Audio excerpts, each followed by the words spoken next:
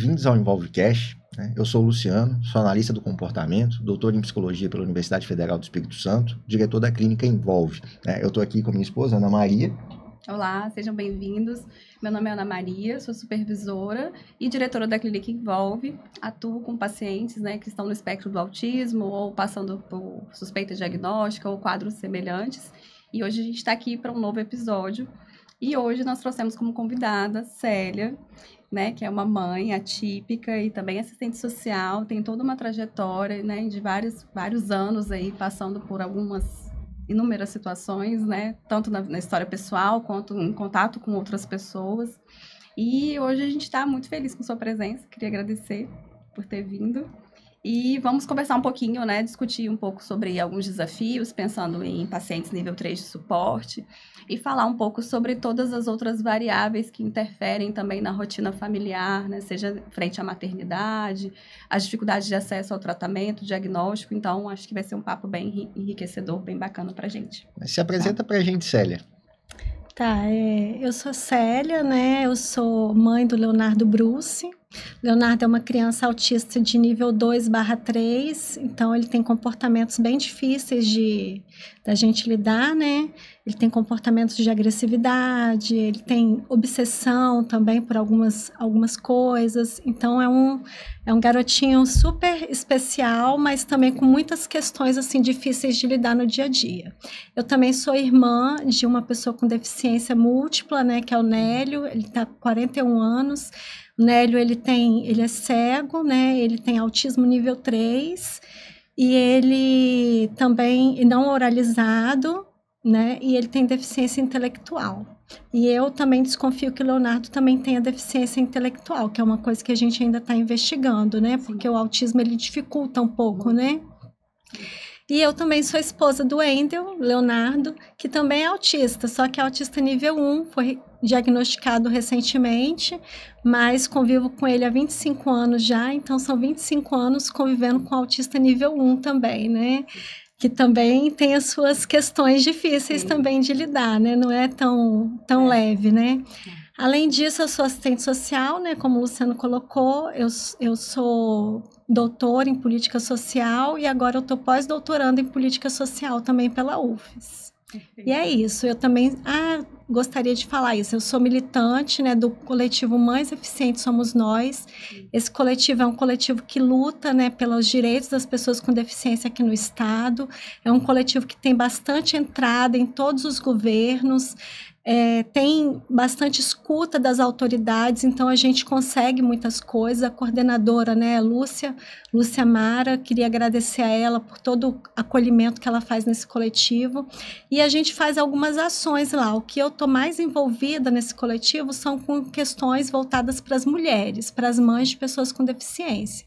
E aí a gente pode estar falando depois um pouquinho disso. Não, vai ser super importante, Até porque são inúmeras realidades, que você deve vivenciar e conhecer, contato com várias famílias de diferentes perspectivas, em diferentes momentos, Talvez um diagnóstico mais recente ou já um diagnóstico já há bastante tempo, com entraves, dificuldades grandes no tratamento, outros que já estão tendo acesso ao tratamento. Então, tudo que envolve esse tema é sempre muito múltiplo, Sim, não tem exatamente. Como. Agora, vamos começar conversando um pouquinho sobre essa vivência, pensando no Léo, assim, como que foi essa trajetória sua em relação a diagnóstico e tratamento? Como foi esse processo para vocês? Foi um processo difícil, pensando em acesso inicialmente? Como que você correu durante esse caminho? É interessante falar disso, porque aí pega um período que a gente estava sem plano de saúde, Sim. Então, eu vivenciei um pouco que a maioria das famílias, no Brasil, vivenciam, Uhum. O Leonardo, ele foi diagnosticado tardiamente, com 4 anos e meio. Uhum. Mas desde bebê, eu já tinha algumas questões que me incomodavam. Por exemplo, ele era um bebê que não dormia.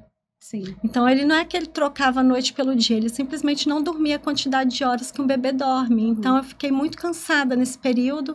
Era um período que eu tinha acabado de fazer o mestrado, assim, então estava já cansada, Passei a gravidez trabalhando a gravidez toda, e aí veio essa questão do Leonardo, Então, um bebê que não dormia. aproveitei que ele não dormia e foi aí que eu decidi fazer o doutorado. Foi porque ele não dormia e eu fui fazer o projeto nas madrugadas da vida aí, né? Mas, além disso, o Leonardo, eu falo que ele tinha, assim, um momento que ele entrava na zona do choro. Eu chamava de zona do choro porque eu não sabia o que era. Era uma crise que ele tinha, né? Então, quando ele começava a chorar, ele não parava de chorar mais. E aí eu levava isso para os médicos, assim, eu relatava essas questões, né? Só que aí o pediatra falava, não, mas cada bebê, né, tem o seu tempo, aquela coisa que a gente já conhece, né? Padrão.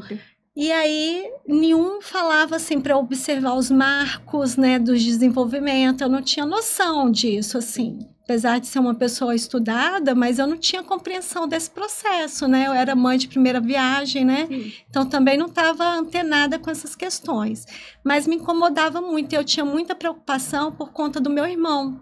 Então, a vivência com meu irmão, eu pensava, eu acho que o Leonardo tem alguma coisa, porque não está agindo conforme as outras crianças. E assim foi com ele durante toda a primeira infância, e eu mudava de pediatra o tempo inteiro por conta disso. Aí depois, quando ele começou a falar, não passou muito tempo, ele parou de falar. Aí Leonardo ficou 1 semana sem falar.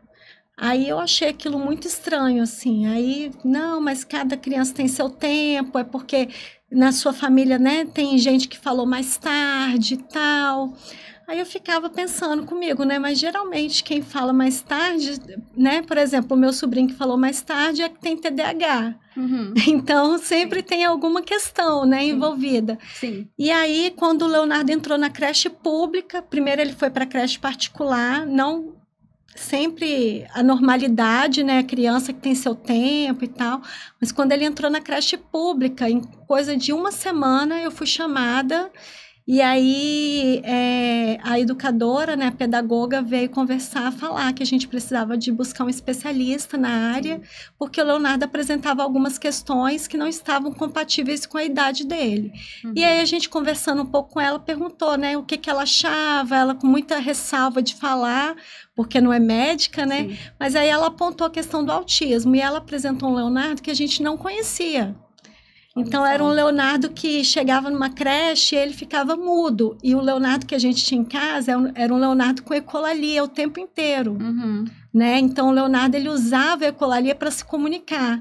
Ele colocava a ecolalia no momento certo da frase, assim, contextualizado, né? Contextualizado, Sim. muito esperto, assim. Sim, muito. E aquilo enganava um pouco as pessoas, né? Sim. E aí, falou, olha, a gente nunca ouviu a voz do Leonardo aqui na escola.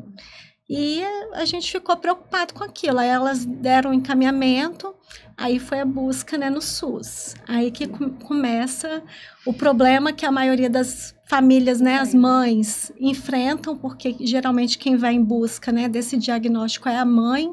Sim. Então, foi... No caso, meu marido teve que dormir na fila para poder conseguir uma senha, toda aquela coisa que a gente conhece do processo do SUS. E aí, quando cheguei no consultório, tive que ouvir do pediatra que estava me atendendo que eu estava arrumando problema para mim, né? Que eu estava inventando coisa para me coçar, assim, inventando problema para me coçar.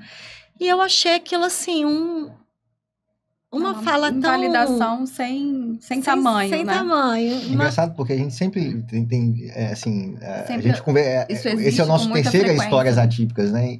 E em todos os outros episódios, a gente passou pelo mesmo processo de invalidação, em que a mãe, ela tem uma percepção clara, ela tem ali uma noção de que tem alguma coisa que está fugindo ali em relação ao que seria esperado para aquela idade em termos de desenvolvimento, mas está sempre ouvindo que assim, isso é coisa da sua cabeça, não é assim que funciona, cada criança tem seu tempo. Uma construção social que, além do papel de mãe, né, assim, da mulher também de maneira geral, né, do que vai ser considerado, né, como algo pertinente, né? Exato, e ele fez essa fala infeliz, mas eu briguei ali, porque ele não queria nem me dar um encaminhamento para o neurologista. Sim.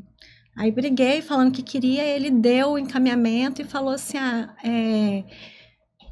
vai esperar uns 3 anos. Nossa. E eu fiquei assim, doida. Falei, gente, como que eu vou esperar 3 anos? Isso o Léo tinha quantos anos? O Léo tava com 3 anos e meio. Antes de pertinho de 4. Isso, perto dos 4 anos. E aí fiquei naquela coisa, assim, como vou esperar? E aí começou o processo de espera. Sim. Aí falei, não, vou esperar um tempo, não conheci o coletivo Mais Eficiente Somos Nós ainda, esperei por um tempo, aí depois comecei a ficar preocupada, falei, quanto tempo eu vou ficar esperando? Sim. Mas condições financeiras apertadas, aliás, também nem me passava pela cabeça de procurar assim, um neurologista particular, por questões mesmo que a gente estava passando por apertos financeiros, né? Sim. E aí eu fiquei assim, e agora, o que a gente vai fazer? Aí eu falei, vamos ter que fazer testes neuropsicológicos. Alguém me falou isso, eu falei, a gente vai ter que fazer esses testes. E aí era um custo alto. Sim. E era um custo mais alto do que o neurologista. Só que a pessoa que me indicou falou, é melhor você fazer esses testes primeiro, porque aí era uma mãe, né, que tinha um filho autista, tem um filho autista, né? Porque aí você já vai mais encaminhada para o neurologista. Já tem algum dado para apresentar. Isso, perfeito. Senão é capaz de o neurologista também falar com você que não é nada, sim, né? E aí, assim, ou levar mais consultas, né? Muitas consultas para visualizar alguma coisa do autismo, né? Eu fui fazer esses testes e aí ela tinha a psicóloga tinha me pedido 10 sessões. Em 3 sessões ela falou, olha, não preciso de mais sessões, porque seu filho ele é autista, tem muita clareza disso, você pode procurar um neurologista, que ele vai fechar o diagnóstico muito rapidamente com você. Sim. E aí a gente ficou naquela coisa, espera o neurologista do SUS, não espera... E aí sem prazo, né? Aquela sem coisa prazo. Que você não tem uma clareza de quando que você vai conseguir. Isso. Aí estava acontecendo no estado, um professor da UFES, ele estava com... sabe aqueles robôs que interagem com o autista? Ele estava desenvolvendo isso. E aí, então, ele tinha contato com médica, né? E era um conhecido, né? Então, ele fez essa ponte com uma neurologista e ela me atendeu gratuitamente, né? E aí ela falou, olha, é muito claro para mim que ele tem autismo, né? Ela acompanhou ele na recepção, viu ele um pouco na recepção e depois no consultório, assim, né? E aí ela fechou o diagnóstico e aí veio aquele susto, né? Assim, o impacto. Porque eu imaginava que ele tinha deficiência intelectual por conta do meu irmão. Meu irmão não tinha diagnóstico ainda de autismo. Sim. Meu irmão teve diagnóstico de autismo recentemente também, depois do Léo, né? E aí eu fiquei assim... E esse autismo, o que é, né? Assim, o autismo que eu conheci era aquele autismo de novela. Sim, né? de filme, né? De filme. Ou o extraordinário. Ali. Isso, ou aquela gênio que faz tudo. Ou aquele que não fala nada, sim, né? Sempre os extremos, isolado, assim. Enfim. E o Leonardo não se encaixava nesse autismo, então eu fiquei perdida. E aí, eu acredito, como a maioria das famílias também acontece isso com muita frequência, né? Eu tenho contato com as famílias também que relatam as mesmas coisas. A gente entra naquela busca da internet, né? De pesquisar o que é o autismo. Aí, meu marido, ele ficou um pouco com ressalva, assim, meio que sem acreditar um pouco, né? Ele ficou relutante no início, e aí ele começou a pesquisar muito, e ele foi para o transtorno opositivo desafiador. Aí eu falo até que o Wendel foi o primeiro que diagnosticou o Leonardo com transtorno opositivo. Ele foi o primeiro que levantou essa possibilidade. Exatamente. Sim. E aí, realmente, o Leonardo tem, né? Não falei no início, mas ele tem também, apresenta esse transtorno. Mas depois disso, para mim, foi um alívio. Foi aquele choque no início, assim, de não saber o que é o autismo. Mas, para mim, sim, representou um alívio. Porque, finalmente, eu sabia que tinha alguma coisa. Sim. E aí, a partir de então, eu poderia buscar... Sim. Né? O que eu vou buscar agora, né? Sim. Eu vou para uma terapia, onde que eu tenho que buscar essa terapia? Sim. E aí, a primeira coisa que eu corri foi fazer um plano, né? Fiz um plano de saúde, porque sabia que ia ter as questões das carências para terapia, mas já sabia que no SUS ia ser muito difícil eu conseguir isso. E aí, nesse meio tempo, foi quando eu conheci a Lúcia, né? Então, eu estava... conhecendo o coletivo, mas não quis participar. Mas aí tive conhecimento desse coletivo, quis entrar, né? E aí, assim, foi uma mudança bem radical na minha vida, né? A entrada para o coletivo Mais Eficiente Somos Nós foi, assim, um divisor de águas, porque eu pude conviver posso conviver, né, com famílias, assim, bem diferenciadas. Então, famílias muito pobres, famílias que têm vivências apenas pelo BPC, às vezes só pelo Bolsa Família, famílias que levam 4, 5 anos para chegar ao diagnóstico, porque não tem a sorte de conhecer alguém como eu tive. E não... Foi um atalho, né? Exatamente, forma, foi um atalho.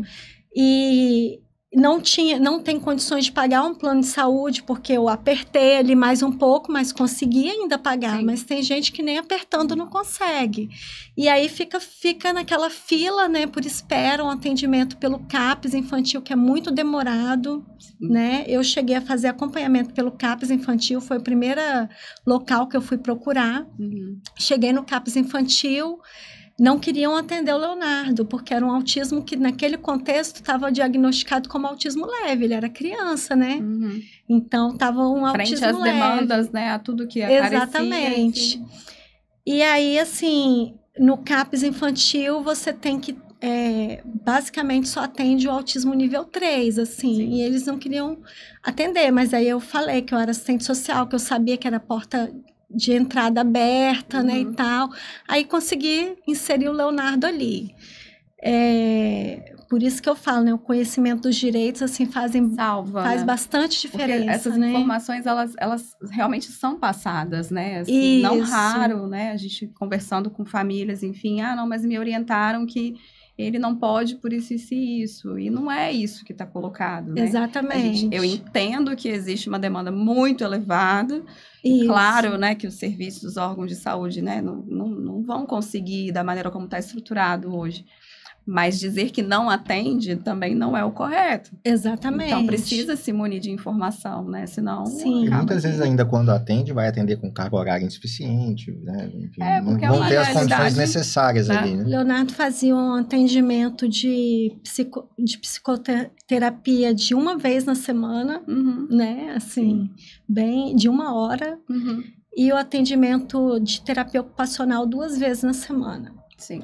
Então, assim, esse atendimento, por exemplo, da psicoterapia, ele levou muito tempo para ele entrar na sala. E a abordagem da psicoterapeuta era manter ele até ele entrar por conta própria. E o Leonardo... Até hoje o Leonardo não entra por conta própria. Não é uma coisa que ele aceita com facilidade. Isso, é muito importante a gente garantir o assentimento sempre que for possível, né? Mas em algumas situações isso vai ser um processo que muitas vezes vai... Quantos anos se passariam, né? Ele passou o período da creche todo. Eu deixava o Leonardo aos prantos. Sim. E aí passava 2 minutos, 3 minutos, tinha conhecidas por perto, né? Que, olha, ele para de chorar assim que você sai, né? Exato. Então, assim, era difícil nessa abordagem. Eu não concordei muito com essa abordagem, mas enfim, era a abordagem que tinha ali para mim no momento.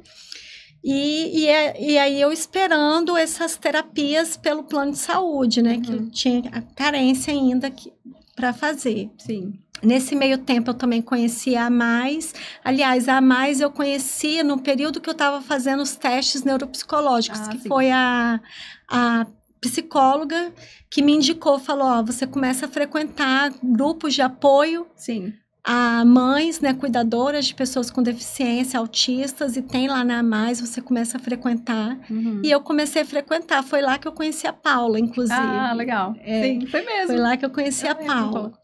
E aí, assim, com a Paula tinha uma abordagem ali que era a fala dos pais, mas ela também trazia bastante encaminhamento, assim, pra gente, prático, né? Sim. E eu comecei a observar, não, realmente meu filho, ele é autista, porque eu pegava uma coisinha de uma coisinha de outro, ele tem isso aqui, ele tem aquilo lá, de crianças que já estavam com o diagnóstico fechado, né? Sim. E a Mais, ela me ajudou muito nesse sentido, assim, eu participei desse grupo de acolhimento bastante tempo, assim. Sim. E foi importante para mim no início. início. De ouvir outros familiares, né? Entender exatamente, né? Assim, o que é esse diagnóstico, né? Quais são os comportamentos, como que essa família vivenciou essa situação, enfim, de certa forma vai nos preparando, né? Assim, a gente vai ali meio que, né, se capacitando também, assim, se munindo de informações. Exatamente. Porque nos ambientes, né, em outros ambientes, as pessoas dialogam muito pouco sobre isso ainda. E se você vai para a internet, existe um mundo. Isso aí. E aí, aquele universo de possibilidades, você não sabe nem por onde começar. Exatamente. Que é o processo das famílias, né, que você falou. Deixa eu pesquisar, ver o que é, enfim, daqui a pouco você está ali há semanas se debruçando sobre aquele tanto de conteúdo, mas você não consegue extrair exatamente, né? Sim. Esse contato direto com famílias é muito importante. Esse projeto de acolhimento sempre foi um projeto muito importante mesmo, né? Muito importante. Eu defendo muito essa questão do acolhimento, assim, de rede de apoio mútuo, Sim. né? Assim, que a gente consiga, enquanto mulheres, né, fazer essa rede Sim. de apoio mútuo, porque eu sempre tento fazer rodas de conversas entre a gente, né? Sempre tento alguma coisa assim que junte para conversar. Até no momento que está esperando as terapias, né? Sempre que eu posso, eu tenho conversado com as mães. Sim. Por quê? Porque é nessa convivência que a gente vai percebendo também que não é o fim do mundo. Exato. Porque você conhece mães também com crianças mais velhas, né? Crianças mais novas. Então, você vai vendo outras realidades e você fala assim, não é o fim do mundo, né? Você conhece, às vezes, uma mãe de um autista nível 3 que se desenvolveu em determinado aspecto e aquilo te cria uma certa esperança, sabe? Sim. Porque quando você vê o diagnóstico, a desesperança ela é muito grande, né? Você não sabe o que vai encontrar pela frente. Então, você ter esperança ali é muito importante. E esses grupos de apoio mútuo, eles são importantes por conta disso. E porque assim, na vivência você você ensinar, ouve né, isso. Célia, assim, eu fico observando, né, assim, no dia a dia, né? O quanto que para as outras famílias, né, é relevante, por exemplo, ter alguém como você que tem a sua trajetória, que pode compartilhar um pouco desse conhecimento, da mesma forma como às vezes uma outra família compartilha situações que ela vivencia e tudo mais. Essa questão da esperança, então, eu acho que assim, ela é um dos pontos mais altos, assim, porque existem não só logo depois do diagnóstico, mas tem períodos e fases em que assim, a sensação, né, a desmotivação, a desesperança também ela bate. Porque são ciclos, né, fases da vida que vão acontecendo, períodos que você tem ali, né, uma preocupação com um aspecto, mas daqui a pouco melhorou, mas aí aparece outro. Então, assim, essa sensação de estar sempre precisando buscar outra demanda, outro objetivo, né, para ser trabalhado. Então, assim, é uma esperança que precisa se renovar.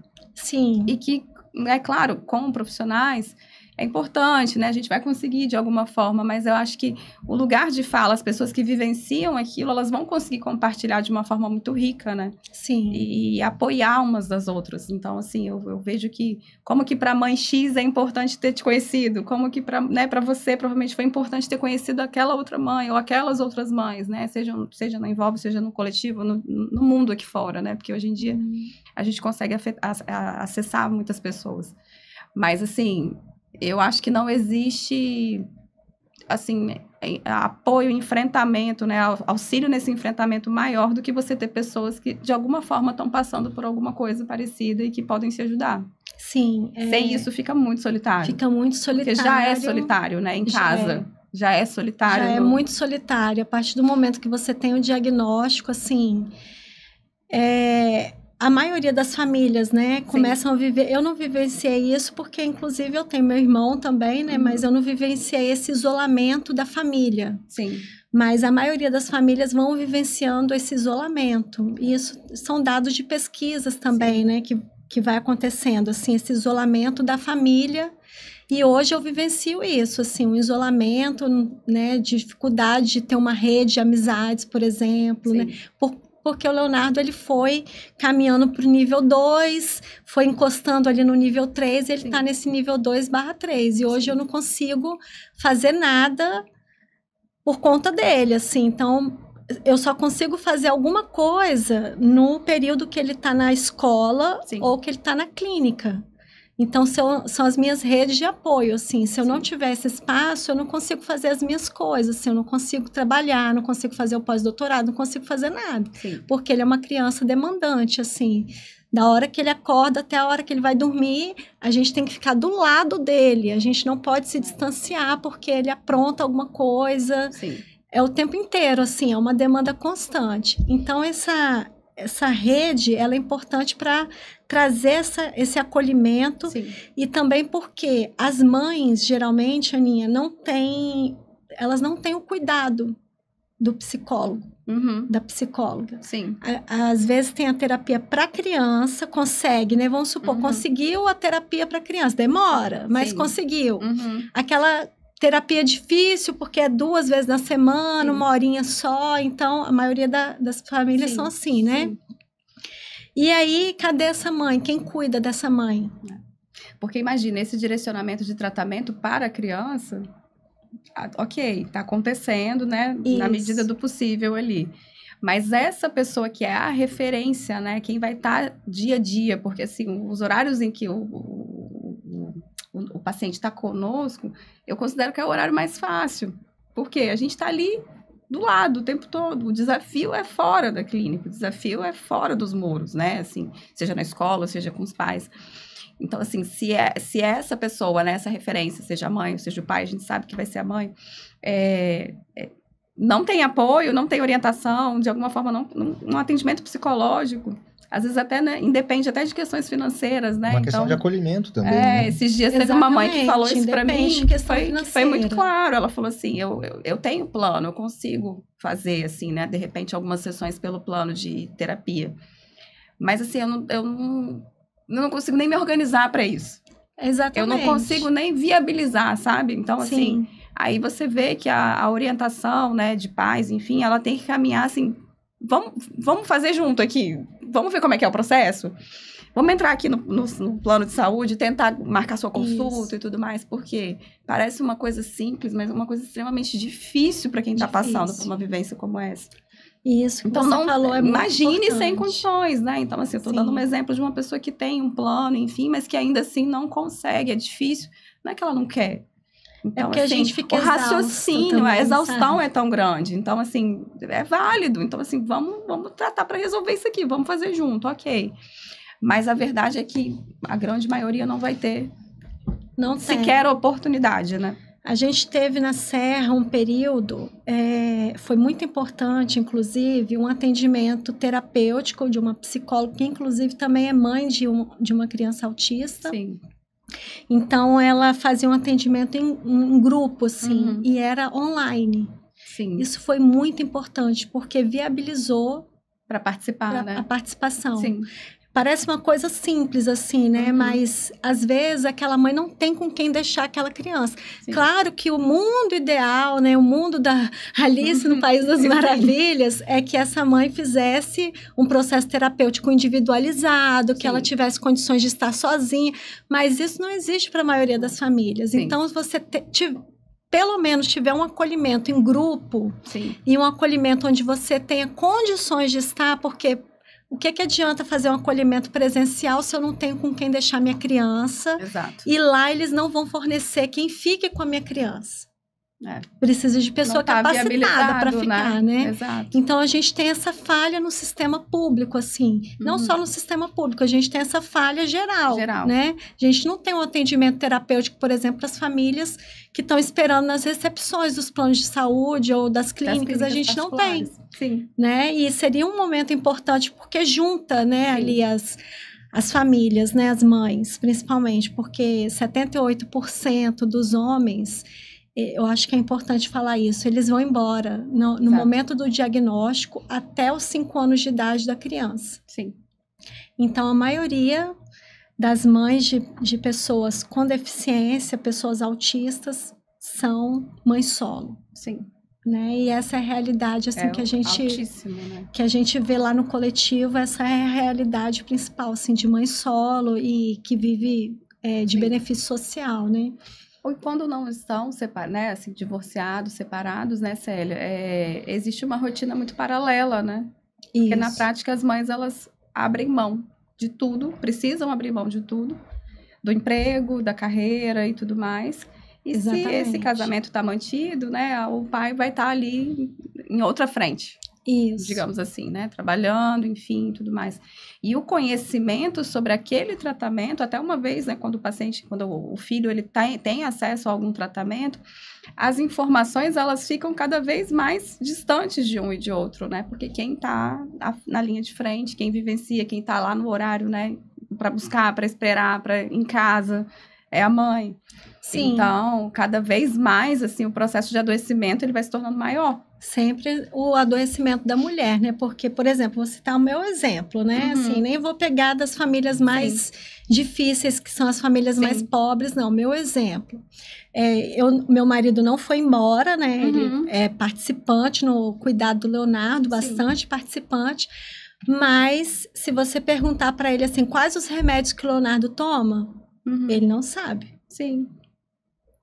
Exato. Ele não sabe. Se você falar assim, olha, o que a terapeuta falou na última reunião, ele não vai se lembrar muito bem, porque a gente conversa sobre isso, eu relato para ele o que foi falado, mas não tá no foco dele, né? Porque ele ficou como provedor. Exato. Então, isso acontece também quando esse homem está em casa, ele acaba assumindo uma função de provedor e essa mulher a função de cuidadora. Exato. E eu fui distanciada do mercado de trabalho por conta do Leonardo, porque, como eu falei, eu não tenho assim, nem condições de pagar a rede de apoio que eu deveria ser paga, mas teria que ser uma rede de apoio especializada. Exato.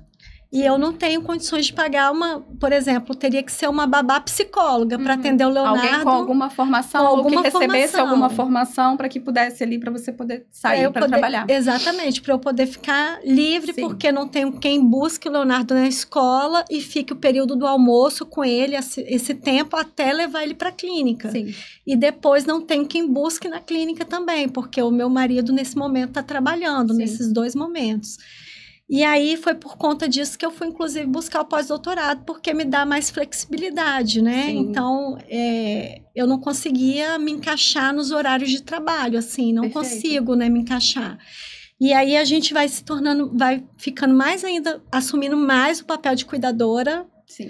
Vai se distanciando cada vez mais do mercado de trabalho. Sim. E aí, no fim, a gente está isolada. Exato. E das relações sociais cada vez mais distantes, né? Cada vez mais distantes. Por mais que trabalho seja uma opção, também né? né? Uma alternativa de carreira, né? Que vai ser viável dentro da sua rotina, mas o convívio com as pessoas, ele vai se tornando cada vez menor. E a gente sabe que tem uma relação muito grande também com a nossa saúde mental, né? Isso. O convívio, as pessoas que a gente dialoga ou não, né? Assim, sair para trabalhar vai muito além, né? De estar ali em busca de uma remuneração. Sim. E fora realização, né? Uma série de coisas que a gente acaba abrindo mão enquanto mãe no momento que está numa situação como essa. Isso. E fora que, assim, socialmente, né, o trabalho do cuidado, ele não é visto como trabalho. Não. É um trabalho não remunerado, né? Exato. E ele não é visto como trabalho, ele é visto como amor, simplesmente, né? Entrega, assim, claro doação. que eu amo meu filho, gente, né? Claro. Amo mais que tudo nessa terra, né? Mas é um trabalho, trabalho que uma pesquisa que eu realizei, a gente perguntava assim, quantas horas que as mães gastavam, né, com o cuidado da pessoa com deficiência. Mais de 40 horas. Sem dúvida. 2 pesquisas já que eu realizei que tinha essa pergunta, trouxe esse dado, assim, aqui no estado do Espírito Santo, né? Mais de 40 horas que a gente gasta no cuidado da pessoa com deficiência, assim, né? Quando eu falo pessoa com deficiência, eu estou incluindo o autismo, porque eu acho que isso também é importante, sabe, Aninha? Assim, a Lei Berenice trouxe essa questão do autismo por questões de direito, né? Ser visto como equiparado como pessoa com deficiência, porque a gente abre um leque maior. Exato. A gente tem possibilidades maiores, assim, eu não preciso começar do zero, como muitos acham, né? A gente tem que buscar direitos do zero. Não, a gente já tem direitos garantidos, assim, constitucionalmente. Desde as primeiras legislações para a deficiência. O problema não é mais legislação, o problema é efetivação da política. Exatamente. Né? Então, eu acho que é importante a gente... Porque tem um pouco, assim, também das famílias autistas, assim, não, mas meu filho não é, né, pessoa com deficiência, tem um pouquinho de ressalva, mas a gente está falando em termos de acesso, né, a direitos, né? Então, é importante gente assumir isso, né? Existe um lado disso que é uma conquista, né? Eu entendo, claro, né? Assim, famílias que se sentem incomodadas com isso. A Poliana, quando ela veio aqui, a gente conversou um pouco sobre isso. Porque, na verdade, quando a gente quando houve essa equiparação, né? Assim, para todos os direitos legais, né? A pessoa no espectro, ela vai ser considerada uma pessoa com deficiência, né? Ali, é justamente para que tudo que veio lá atrás, todas as lutas, né? Toda a bagagem que veio voltado para as pessoas com deficiência, pudessem também chegar para as pessoas no espectro. E realmente a dificuldade hoje, ela é sobre a efetivação das práticas. Claro que tem lacunas, né? Em muitas legislações, e que todos nós ficamos perdidos, né? Então, assim, peraí, a lei está dizendo isso, mas tem uma brecha aqui que você não consegue, às vezes, né, garantir. Mas hoje o nosso desafio é muito mais sobre efetivação. A gente precisa ficar atento também aos progressos. Porque muitas vezes a gente fica assim, né? Tá tudo ruim, não tem nada e tudo mais. Mas, poxa, quando fizeram dessa forma, a Lei Berenice Piana, ela assegurou uma série de direitos. A gente não pode ficar focado na terminologia. Exatamente. E simplesmente, né, não serve. Porque o diagnóstico, no final das contas, assim, embora ele seja muito orientador, ele é um rótulo, né, que, enfim... Mas que é necessário, né, se a gente for pensar em garantir para você garantir os direitos e tudo mais. Mesmo assim, né? e mesmo assim, né, assim, por exemplo, a gente está no meio de uma discussão agora, essa semana, em relação ao rol taxativo aí, né, da ANS, em relação às terapias e tudo mais. Então, assim, a gente sabe que a maioria das famílias não tem nem acesso a um plano de saúde, mas mesmo quando tem, não é tão simples, né? Não. Nem um pouco simples. O Leonardo, ele, por exemplo, mais um exemplo meu, né? O Leonardo, ele tem assegurado hoje, né, na clínica, envolve, né, por conta de uma ação judicial que eu tive que entrar. Sim. Então, é custo também para essa família que tem condições de pagar, é custo o tempo inteiro. O tempo todo. Então, assim, mesmo quem tem condições um pouco melhor, a gente passa dificuldade, porque, assim, quantidade de remédios que não são fornecidas pelo SUS, né? Então, dificuldade de acesso também pelo SUS, porque você tem que fazer o acompanhamento para você conseguir a medicação, porque se você chega lá com uma receita do plano, não é aceito pelo posto. Então, você tem que marcar uma consulta para você poder mudar aquela receita, para você poder pegar o remédio. Olha... os trâmites, e que horas, né? Porque na pesquisa mesmo a gente está falando de 40 horas de cuidado. E no final das contas, isso só serve para sobrecarregar mais a rede, né? Exatamente, só serve para sobrecarregar ainda mais. E aí, assim, o Leonardo, para ter assegurado esse direito de estar, né, na clínica que foi direcionada pelo próprio plano, inclusive. Não fui eu que falei assim, eu quero... Era o direcionamento inicial, foi o direcionamento do plano. Aí, depois que ele está totalmente habituado nessa clínica, que ele está se desenvolvendo, o plano quer cortar. Exato. Unilateralmente, assim, e enviar para uma clínica que não vai fazer os procedimentos que o Leonardo precisa. Sim. Por exemplo, o Leonardo, ele precisa... estar numa clínica que as pessoas sejam habilitadas a fazer contenção física.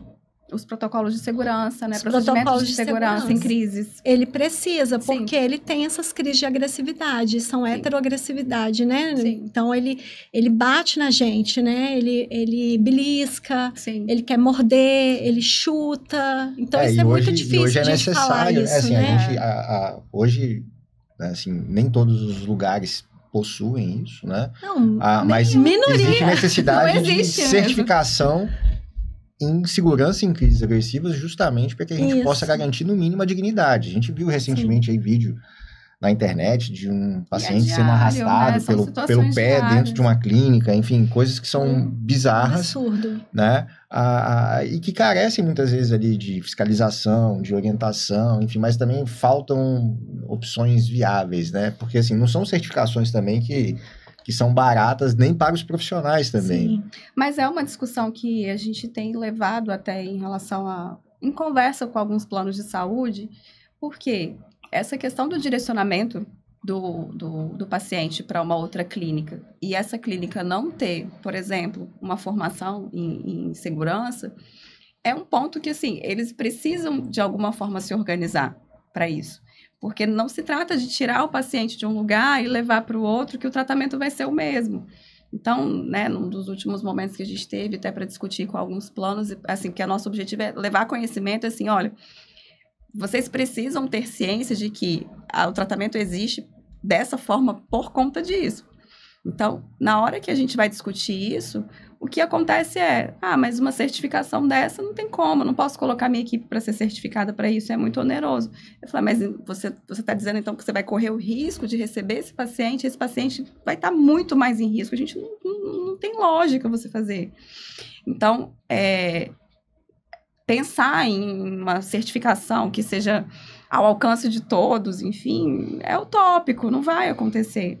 Aí a gente esbarra na questão da política de novo, mas a gente fechar os protocolos, exato, né? A gente esbarra, exatamente, né? Isso que eu ia falar, que é justamente o quê? Se a gente consegue sentar e dialogar, vocês precisam, de alguma forma, padronizar o que é necessário dentro de cada nível de atendimento, seja via plano de saúde, né? Ou seja, através do SUS.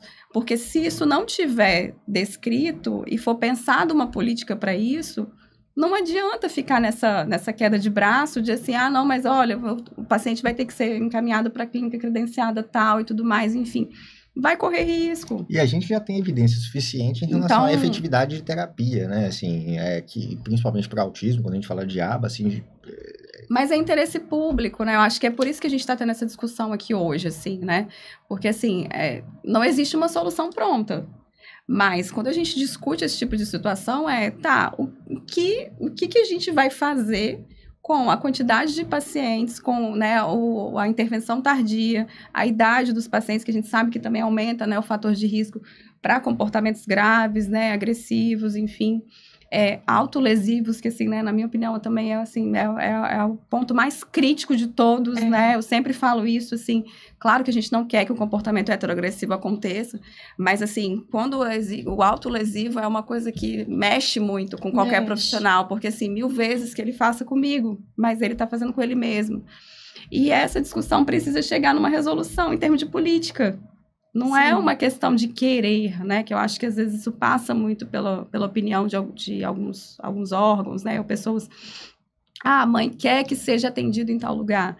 Mas, assim, existe outras possibilidades? Alguém está pensando nessa possibilidade que vai precisar de alguém certificado, que vai precisar de um atendimento individual, que não dá para colocar Léo e mais 3 com uma psicóloga, né, para fazer o mesmo atendimento. Nossa, então, é isso. Né? O Leonardo, hoje o atendimento dele lá no Envolve pelo menos 2 pessoas, né, que ficam com ele, né, todo o tempo. E tem o rodízio, né, também, né, fica, no primeiro tempo ficam 2 pessoas, depois ficam outras 2 pessoas, porque é muito cansativo. Então, imagina assim, o Leonardo, ele já teve processos autolesivos, né? Não sei se você vai se lembrar, né? Ele é muito mais difícil para a gente, enquanto mãe, pai, assim, é muito mais difícil. E o comportamento autolesivo dele não era nem tão grave, mas era uma coisa que mexia tanto com a gente, assim, a gente fica impotente. É angustiante, né? Você vê que, claro, né, a gente tem uma relação direta, né, entre comportamentos, né, auto e heterolesivos e dificuldades de comunicação. A gente tem outras funções, né, para esse tipo de comportamento também, mas a gente tem uma alta possibilidade de que as dificuldades de comunicação, elas levam a esses padrões de comportamento. Então, você sabe que aquele comportamento autolesivo, por exemplo, ele muito provavelmente está relacionado a algo que ele precisa comunicar e muitas vezes não consegue. E aí o desafio é você ensinar aquela habilidade sem que ele recorra a esse comportamento, porque quando ele recorre, a gente pode ter clareza, ele está buscando ali a última alternativa. Sim. Né? Assim, e aí tem várias questões, né, sensoriais, a reação à dor, enfim, como que pode ser diferente para uma pessoa no espectro ou não. Então, assim, o comportamento autolesivo, hoje, ele, assim, é uma das situações que mais... assim, tiram as pessoas do eixo. Tanto que e aí a própria classificação hoje muda, né? No episódio 8, né, a gente recebeu o Luiz aqui, que é um supervisor aba, né, lá da Bahia, que é fora de série. A gente estava discutindo um pouco sobre essas classificações. Hoje a gente já classifica comportamento problema como comportamentos perigosos e não perigosos, né? Independente deles serem autolesivos ou heterolesivos, né? Enfim, então tem toda uma necessidade de discussão, né, e de implementação de procedimentos para que você consiga produzir, em primeiro lugar, segurança, em primeiro lugar, dignidade, né, para que você não coloque ali a pessoa em risco, Sim. enfim, então tem todo um processo. Mas, assim, meu sentimento é que a gente dava para ficar aqui, assim, horas, né, acho que a gente vai precisar de pelo menos uma temporada, assim, né, de episódios para a gente poder esgotar todos esses assuntos. Mas, assim, eu queria, Célia, assim, que você pudesse falar, assim, até para as mães que estão assistindo, enfim, para outras famílias, um pouquinho sobre as ações, assim, do coletivo de mães, assim, como é que elas fazem para procurar, como é que funciona?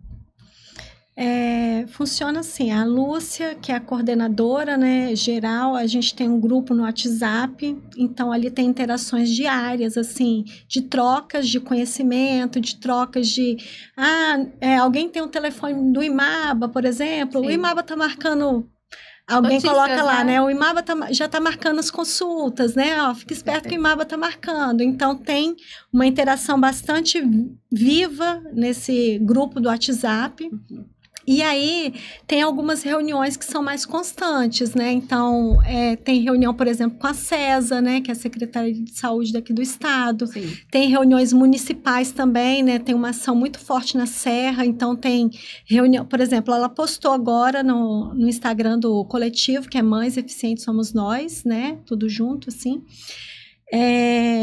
A ação que ela teve a reunião com a educação, a pasta da educação e com a pasta da saúde, no município Sim. de Serra. Uhum. E aqui no município, no estado, tem uma vez por mês com a CESA e uma vez a cada 2 meses com o governador. Então, nossa, isso foi um processo muito importante, né? Sim. Que as mães dormiram na frente do palácio para conseguir essa reunião, assim, que fosse feita essa reunião, né?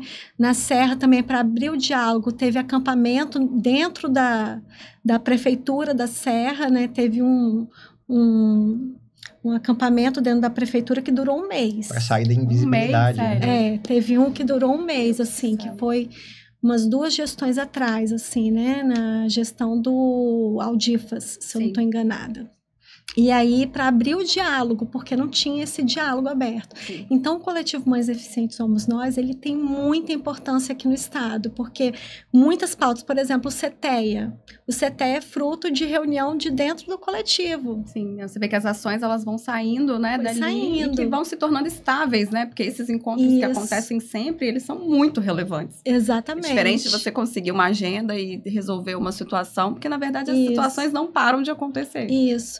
E tem reuniões também com a pasta da educação. Então, as principais pastas que o coletivo sempre está atuando é a pasta da saúde, da educação.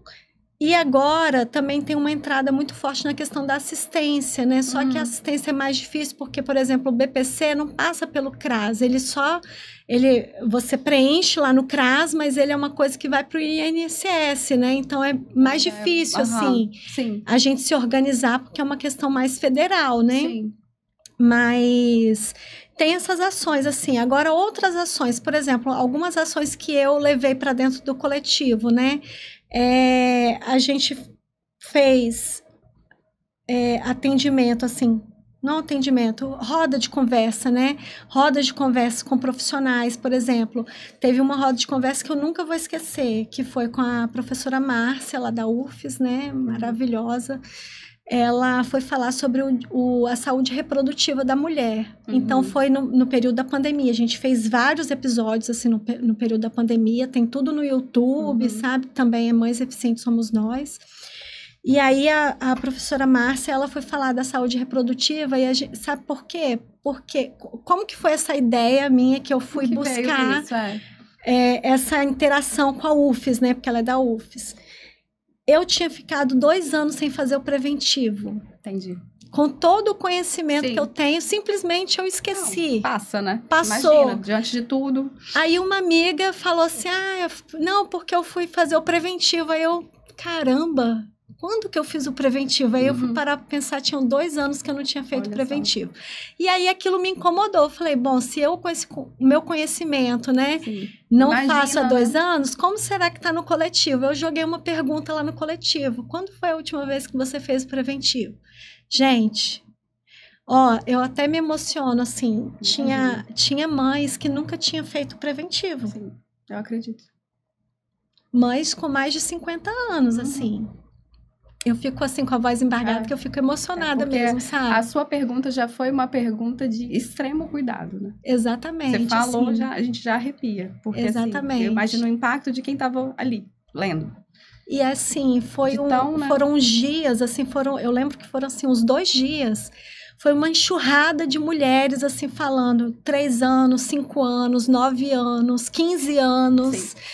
Nunca fiz mamografia, então, né? Nunca fiz. E aí aquilo me incomodou muito, porque eu sou assistente social, né? Então, a partir do momento que eu tenho aquela informação, eu não consigo ficar sem fazer nada. Exato. Então, aquilo me incomodou e eu comecei a pensar, o que eu posso fazer? Né? E aí eu tenho um grupo lá na UFES que chama Fênix, né? Então, a gente já tinha provocado esse grupo para falar sobre a questão da saúde mental, porque é um grupo focado nisso, na questão da saúde mental. Eu fiz contato, então, com a professora Fabiola e falei dessa demanda, né? E aí ela falou, Célia, eu tenho uma pessoa para indicar, que é a professora Márcia e tal, e aí a gente fez essa roda de conversa, que foi maravilhosa, e a professora Márcia abriu uma porta no CAN, muito importante para as mães, Perfeito. E aí as mães não precisavam marcar, sabe, com muita antecedência, assim, lembrei, aí eu vou ligar, por muito tempo eu fazia essa ponte direto com a professora Márcia, e depois que começou a ficar mais institucionalizado, né? Então, hoje, se uma mãe de pessoa com deficiência liga e fala, né, olha, eu sou mãe de pessoa com deficiência, eu tenho dificuldade vai ter um atendimento diferenciado. Cara, isso é muito relevante, imagina. Sabe? E tem a equipe dela lá, que são os estagiários, que vão ajudar com a criança, ou com o adulto, né? Porque às vezes não é só a criança que a pessoa cuida, né? Que a gente cuida. Às vezes tem adultos ali que demandam, né? O cuidado extensivo ali da mãe. E aí, assim, isso foi uma das ações, assim, que eu tive mais... que eu tenho mais gratificação, assim, de ter levado para dentro do coletivo. Que ficou, né, Célia? Que ficou internalizado também dentro do serviço, né, e tudo mais. E eu sempre coloco lá o número, né, vira e mexe, eu falo, como é que tá a saúde reprodutiva? Aí eu vou lá e coloco o número do CAN, né, que tem agora pelo WhatsApp, né, marcação muito mais fácil, assim. E não tem aquela cobrança, por exemplo, a gente esquece. Eu já esqueci várias consultas do Leonardo. Sim. Então, às vezes, esquece. Aí, depois, na hora que vai remarcar, tinha aquela cobrança, sabe? Exato. Que a mãe de pessoa com deficiência não quer ouvir. Né? Tudo que você não quer ouvir. Exatamente. É cobrança, porque você já tem, assim, tanta pressão o tempo inteiro que você não quer mais uma cobrança. Sim. Então, às vezes, a mulher se distancia também do cuidado, porque ela tem cobrança o tempo inteiro. Então, ela vai evitar. Esqueci de fazer o preventivo. Ixi, não fui na consulta. Não vou ligar para marcar mais não, porque, né? Na hora que eu ligar, vão dizer que eu não fui e tudo então, mais. No CAN não acontece isso, pode ligar, pode marcar de novo, porque eles vão compreender, né? Então, assim, foi uma ação muito importante. O CETEA foi outra ação, né, do coletivo que foi muito importante também, que abriu um atendimento no estado que não tinha atendimento específico para o autismo, né? Então, assim, foi muito importante mesmo. E a questão da educação, gente, assim, porque é toda semana, todo dia praticamente, assim, nem vou falar por semana, eu falo toda semana porque eu olho o grupo toda semana, eu não consigo acompanhar. Nem diário, né? Dá para dividir em horas. Isso, exatamente. A demanda da educação, assim, sempre a ausência de cuidadores, sabe? Sim. Então, o coletivo, ele sempre entra nessas questões e sempre tem sucesso. Sempre tem sucesso. Então, a mãe que começa a participar do coletivo, não tem acesso a neurologista. Vai ter, porque o coletivo vai brigar por aquilo dali e vai conseguir. Sim. Então, a gente tem essa possibilidade já construída no Estado, sabe? Que não tinha antes, né? Então, a gente tem. E isso empodera muito, né, as mães, né? Por isso que é importante participar. Porque, assim, a sensação de, nossa, eu vou ter que traçar esse percurso todo sozinha, por exemplo, em relação à escola, Não, Exatamente. já existe um percurso sendo feito, né? Já existem pessoas que estão ali debruçadas sobre aquilo. Eu posso me juntar a esse processo. Sim. Né? Isso é de um alívio, né? De uma sensação de que você está ali compartilhando um pouco o peso de tudo isso, né? Porque, Sim. assim, essa parte é uma parte extremamente desgastante, né? Para a família. Sim. Então, assim, para a gente como terapeuta é difícil, mas não tem a menor comparação, né? Você chega na escola, não tem cuidador, não tem adaptação, não tem isso, não tem aquilo. Você vê que a mãe, ela vai enfrentar isso. Então, assim, você tem que tirar forças de onde, né? Você como familiar. Então, assim, como é que você vai debater ali com aquilo? Então, ter uma rede como essa, né? Até para dialogar, conversar. O que eu posso fazer? Como que eu me posiciono, né? Tem como a gente fazer alguma coisa enquanto coletivo? Porque, assim, são situações duríssimas e que são cotidianas. É todo dia. Exatamente. Porque para conseguir, por exemplo, cuidador, né, na rede municipal aqui na prefeitura, né, aqui na Serra, geralmente é autismo nível 2 e nível 3. Sim. Então tem que ter um comprometimento maior, sim, né, de questões assim para conseguir esse cuidador. E aí às vezes uma criança nível 1 precisa de um cuidador individualizado e não vai ter, porque a gente tem um ataque, né, municipal lá na Serra, por exemplo, que coloca para cada criança, para cada cuidador, 3 crianças. Uhum. E a gente não vê nem essa realidade. Às vezes são mais crianças, tá? Então, como que vai... que falou que eram 3 cuidadores para um total de 80 crianças na escola. Pois é. 80 como que vai dar laudo. Conta, né? Com laudo, fora as crianças que não têm laudo. Material, né? Eram 3 para 80. Exatamente. Falei, gente... E aí, assim, a gente vê como faz diferença o profissional especializado, sabe? Sim. Assim, porque quem fica, não desmerecendo o trabalho das estagiárias, que é um trabalho muito importante, sim, né? Mas quem fica no dia a dia ali são estagiárias. E elas, às vezes, nem participam do processo de formação. Então, faz muita diferença. Né? No caso do Leonardo, por exemplo, a educadora especial precisa estar muito presente, porque ele tem esses comportamentos difíceis de lidar. Sim. Então, teve uma crise na escola, né, há pouco tempo, assim, que ele levantou um tonel de água, assim, ele virou. Ele virou e aí bateu no pé de uma criança, machucou, então ele teve depois uma crise, né, ali sensorial também. Claro. E se não fosse a educadora especial que estava ali no momento... Naquele momento, com ele, sim, isso teria sido pior, porque ela conseguiu apaziguar a situação, tirou ele do ambiente, levou ele para um ambiente mais reservado.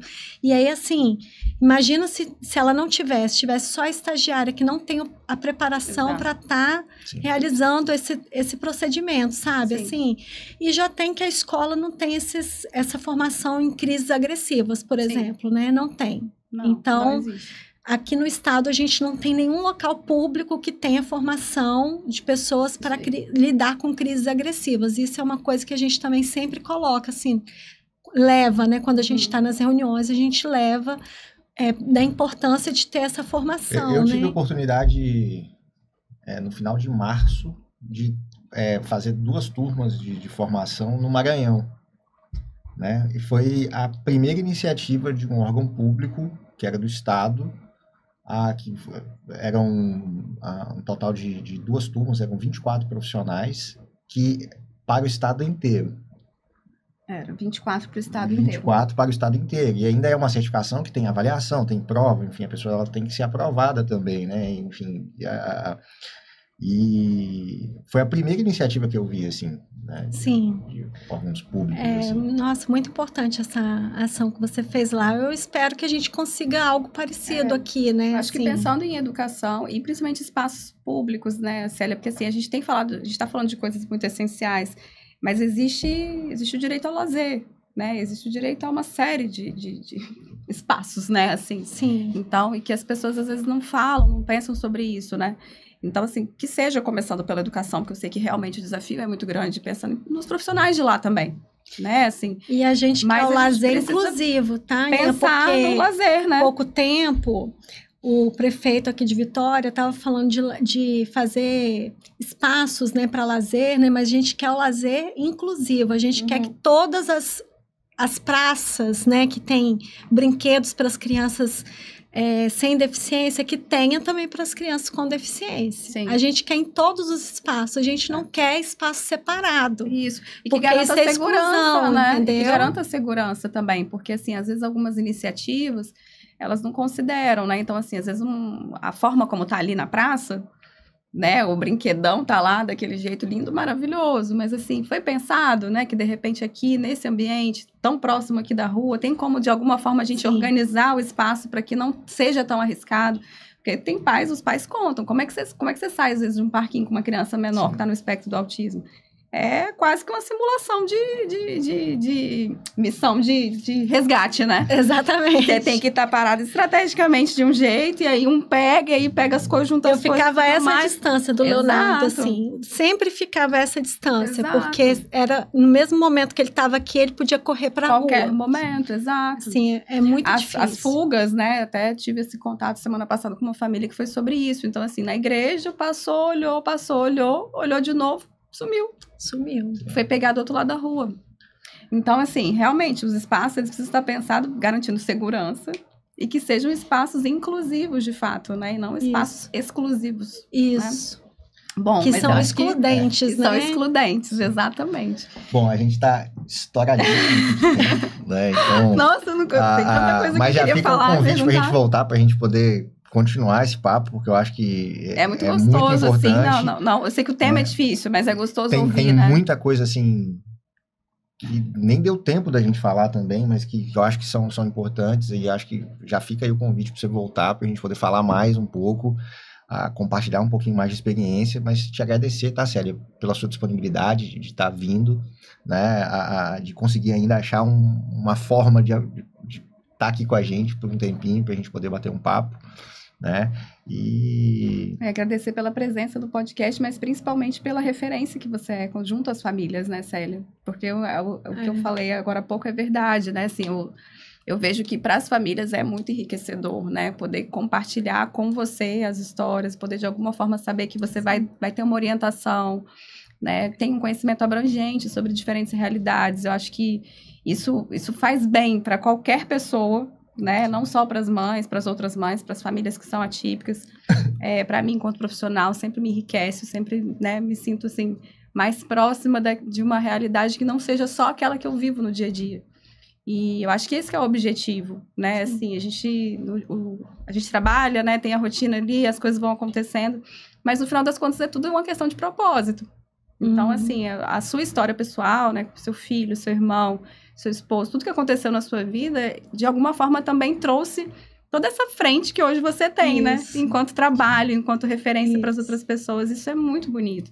Então, é uma forma de você, de alguma forma, manifestar também, né? Para as outras pessoas que, peraí, nem tudo tá ruim. A gente precisa, de alguma forma, olhar para as possibilidades. E você tem todas as possibilidades ali de não ter tempo para poder se dedicar às outras famílias, às outras pessoas, e ainda assim você consegue, né? Isso é sensacional. Mas, enfim, agradecer, né? Agradecer todo mundo que está assistindo, que acessem, compartilhem, né? Divulguem o Coletivo de Mães. Eu acho que é super importante para que outras pessoas também tenham acesso, né? Para a gente democratizar isso, para a gente poder ter mais espaço de discussão, né? E, Célia, se você quiser deixar uma mensagem para as mães, para as outras pessoas. Eu queria falar para as mães que não se esqueçam do autocuidado, assim, que é primordial. Eu acho que a gente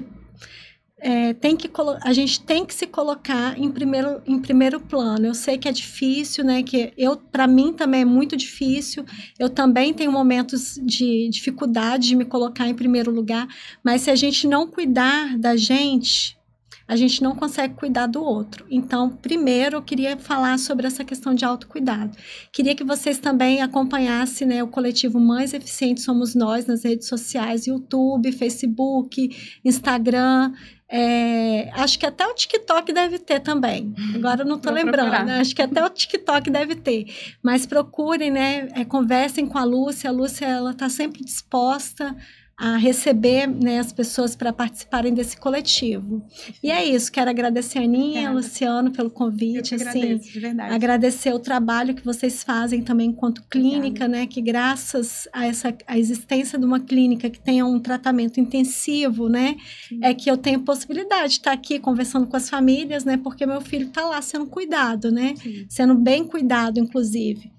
Então, agradecer muito, assim, por vocês também fazerem isso. A confiança, lá é um querido. É, uma parceria. Gente, muito obrigada. Nos vemos em breve, então, nos próximos episódios. Até mais. Até.